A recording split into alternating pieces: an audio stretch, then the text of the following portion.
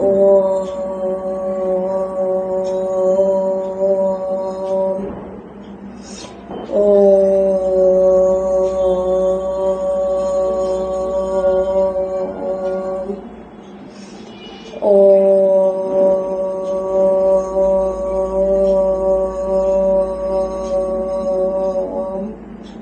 দেন relax দিয়ে আমরা আস্তে আস্তে চোখটা খুলবো, দিয়ে তারপর আমরা নমস্কার করব।